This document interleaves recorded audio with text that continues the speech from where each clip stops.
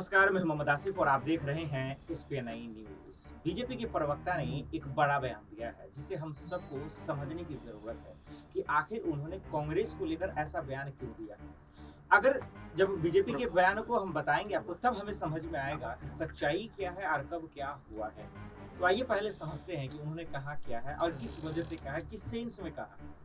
BJP के प्रवक्ता ने आज साफ शब्दों में कहा कि 5 राज्यों में हार के बावजूद भी आज कांग्रेस का जो घमंड है, उसका जो हुरूर है, वो वैसे का वैसे ही बरकरार है। कांग्रेस के प्रवक्ता का माफ कीजिए, बीजेपी के प्रवक्ता का कहने का ये मतलब था कि हार के बाद तब लगभग सभी पार्टियां इस बात पे ज्यादा मंथन करती है कि गलतियां कहाँ हुई और चूक कहाँ हो गई और उसको ठीक करने की कोशिश करती है, दूसरे राज्यों में उससे अच्छा परफॉर्म करती है। लेकिन 2014 के बाद से लगातार हार पे हार होते ही आ रहा है कांग्रेस में, लेकिन ना तो उनका हुरूर और घमंड कम होता रहा है, ऐसा बीजेपी के प्रवक्ता ने आरोप लगाया। तो पहले ये बात हो गई। अब दूसरी बात को समझते हैं कि कांग्रेस में जो कुछ हो रहा है, क्या बीजेपी के प्रवक्ता ने कहा ये सेलेक्ट भी हो रहा है, क्या सूट कर रहा है। आइए अब इसको समझते हैं। हार के बाद जिस तरह से कांग्रेस में सीडब्ल्यूसी की मीटिंग हुई, G23 नेताओं ने बागीपन अपनाया, बयानबाजियों का दौर शुरू हुआ, इस्तीफा का दौर शुरू हुआ, सोनिया गांधी के जिस तरह से बयान आए, उन तमाम चीजों को देखने के बाद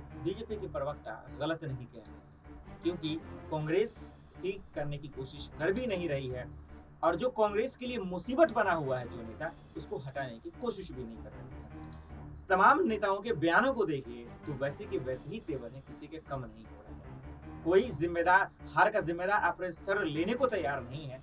तो ऐसे हालात में बीजेपी के प्रवक्ता ने जो भी कहा है वो बिल्कुल सही कहा है, क्योंकि लगातार हार पे हार अब सिर्फ 2 राज्यों में बचा हुआ है। अब का वहां भी सरकार बचेगी या फिर चली जाएगी, ये अगर कांग्रेस ठीक नहीं करती है तो हालात बद से बदतर। खैर देखते हैं कि बीजेपी के प्रवक्ता के बयान पर अब कांग्रेस का क्या रुख आता है। फिलहाल के लिए इतना ही, बाकी खबरों को लेते हैं एसपीएनआई न्यूज।